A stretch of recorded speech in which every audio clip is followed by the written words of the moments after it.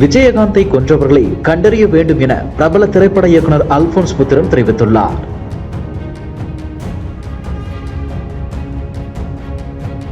நேரம் படத்தின் மூலம் இயக்குநராக அறிமுகமான அல்போன்ஸ் புத்திரன் பிரேமம் படம் மூலம் பெரிய அளவில் கவனிப்பை பெற்றார்.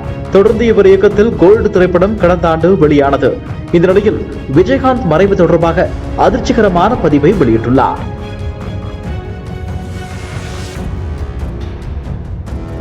இது தொடர்பாக அவர் தனது இன்ஸ்டாகிராம் பக்கத்தில் உதயநிதி ஸ்டாலினை டாக் செய்து வெளியிட்டுள்ள பதிவில், நான் உங்களை கேரளாவில் இருந்து வந்து ரெட் ஜெயின் மூவிஸ் அலுவலகத்தில் சந்தித்த போது உங்களை அரசியலுக்கு வரும்படி கூறினேன். மேலும் கருணாநிதி மற்றும் ஜெயலலிதாவை கொலை செய்தவர்களை கண்டறியும்படி கூறினேன். இப்போது விஜயகாந்தை கொன்றவர்களையும் நீங்கள் கண்டறிய வேண்டும். ஏற்கனவே முதலமைச்சர் மு க ஸ்டாலினையும் இந்தியன் 2 படப்பிடிப்பில் நடிகர் கமல்ஹாசனையும் அவர்கள் கொலை செய்ய முயன்றுள்ளார்கள். இதை அப்படியே விட்டுவிட்டால் அடுத்தது நீங்களும் ஸ்டாலின் சாரும் தான் டார்கெட்டாக இருப்பீர்கள். கொலையாளிகளையும் அவர்களின் நோக்கத்தையும் கண்டுபிடிப்பது உங்களுக்கும் எளிமையான விஷயமே என தெரிவித்துள்ளார்.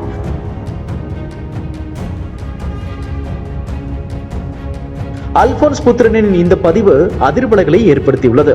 சில மாதங்களுக்கு முன்பு அல்போன்ஸ் புத்திரன் இன்ஸ்டாகிராம் பக்கத்தில் வெளியிட்டிருந்த பதிவில், என்னுடைய திரையுலக வாழ்க்கையை நிறுத்திக் கொள்கிறேன். எனக்கு ஆட்டிசம் ஸ்பெக்ட்ரம் குறைபாடு இருப்பதை நேற்றுதான் கண்டறிந்தேன். நான் யாருக்கும் பாரமாக இருக்க விரும்பவில்லை. நான் குறைந்தபட்சம் OTTயில் வெளிவரும் வகையில் குறும்படங்கள், பாடல்கள், வீடியோக்களை தொடர்ந்து இயக்குவேன். நான் சினிமாவில் இருந்து வெளியேற விரும்பவில்லை. ஆனால் எனக்கு வேறு வழி இல்லை. என்னால் நிறைவேற்ற முடியாத வாக்குறுதிகளை நான் கொடுக்க விரும்பவில்லை. உடல்நலம் பலவீனமாகவோ அல்லது கணிக்க முடியாததாகவோ இருக்கும்போது வாழ்க்கை இன்டர்வல் பஞ்ச் போல திருப்பத்தை கொடுத்து விடுகிறது என பதிவிட்டிருந்தார். அல்போன்ஸ் புத்திரனின் இந்த பதிவு பெரும் பரபரப்பை ஏற்படுத்திய நிலையில் அவர் தனது பதிவை நீக்கியுள்ளது குறிப்பிடத்தக்கது. இதுபோன்ற செய்திகளை மேலும் தெரிந்து கொள்ள எங்களது யூடியூப், Facebook மற்றும் Twitter ஆப்களை சப்ஸ்கிரைப் செய்யவும்.